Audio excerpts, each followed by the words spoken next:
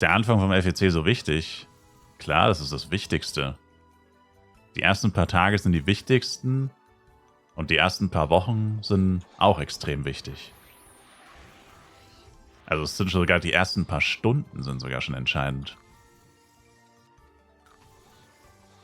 Klar.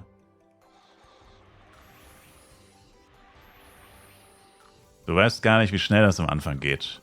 Tag 1 kostet Cash so irgendwas zwischen 10 und 30 Millionen Penya. Also F-Coins. Und an Tag 7 sind schon über 100 Millionen. Also das ist geisteskrank. Die Inflation ist wirklich tagtäglich. Verdoppeln sich die Preise gefühlt. Die ersten paar Wochen. Und dann irgendwo, ich glaube so bei um die 200 Millionen Penya. Also wenn es teurer ist als jetzt auf Burudeng nach 3 Jahren, dann hält es irgendwann mal an. Dann stagniert es mal für eine Weile. Ich glaube bei so 200 Millionen, dann stagniert es mal für eine Weile. Aber auch nicht für immer. Dann hast du nur noch eine kriechende Inflation, bis sie irgendwann auch wieder anfängt zu sprinten. Wenn halt mehr Leute je mehr Leute ins Endgame kommen, desto schlimmer wird es dann halt. Aber du hast halt erstmal die Leute, die es halt vorantreiben, die 24/7 spielen. Also basically jeder. Und dann, wenn die ersten wieder aufhören und so, keine Ahnung, was genau der Effekt davon ist, aber auf jeden Fall ist es so. Die ersten Momente sind die entscheidenden. Ich war zwar noch nie online, also letztes Jahr hieß es, beziehungsweise letztes Mal wurde mir gesagt, dass es unerträglich war. Mention zum Beispiel hier aus dem Stream hat legit gequittet am ersten Tag, weil er keine Chainer töten konnte. Also die Quest-Monster, du musst ja für die First Job Change musst ja diese Quest-Monster töten. Und die ersten 3 Stunden oder so gab es halt einen Chainer pro Channel, also 6 Chainer insgesamt für tausende Spieler.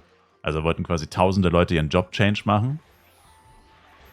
Also erstmal musstest du Level 15 erreichen, was nahezu unmöglich war, weil du legit einfach keine Monster töten konntest, weil zu viele Leute da waren. Du hast einfach keine Monster gefunden.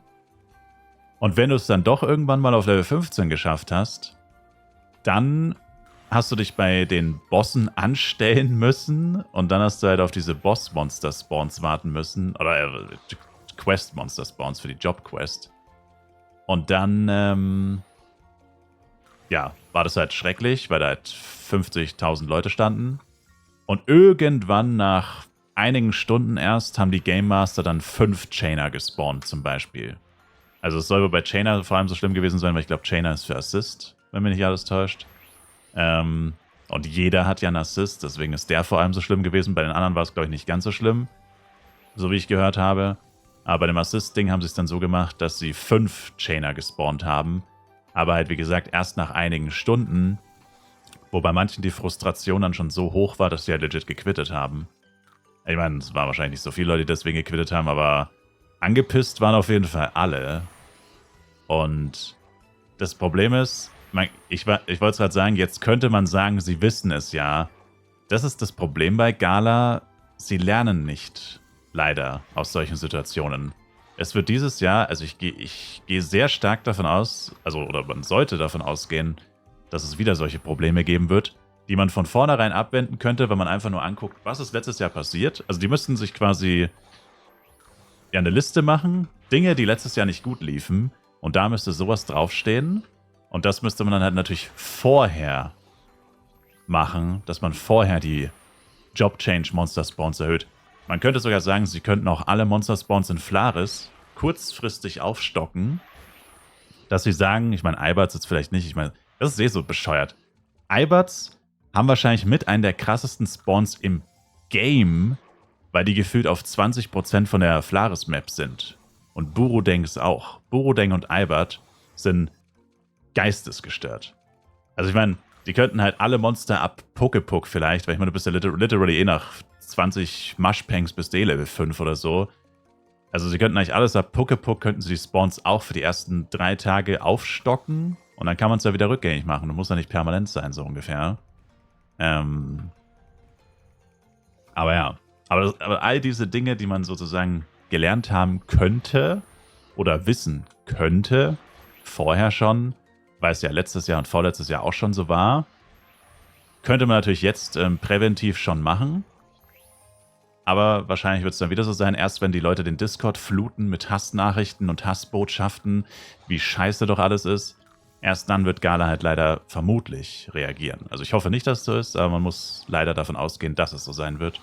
Also sollte man sich auf gewisse Frustrationen schon mal einstellen. Also das Schlimmste wird halt einfach sein, dass es einfach zu viele Menschen sind. Zu viele Menschen, zu wenige Monster, zu wenige Channel. All das. Und trotzdem will man spielen, weil man will die ersten Stunden so weit kommen wie möglich. Auch wenn das kaum möglich ist. Warum denn funktioniert doch trotzdem? Naja, ich meine, wenn du jetzt Leute hast, die quitten deswegen, warum solltest du wollen, dass irgendjemand deswegen quittet aus Galas Sicht? Also ich meine, der Typ könnte ja später 100 Euro cashen. Oder 2000 Euro für eine Luzakas Crystal Eggs. Willst du wirklich, dass so jemand weg ist? Eine potenzielle 2000 Euro Luzakas Crystal Eggs? I don't know. Klingt für mich ziemlich dämlich. Jeden Spieler, dem du wegen sowas verlierst, ist, glaube ich, ziemlich dämlich. Wegen so einer Lappalie.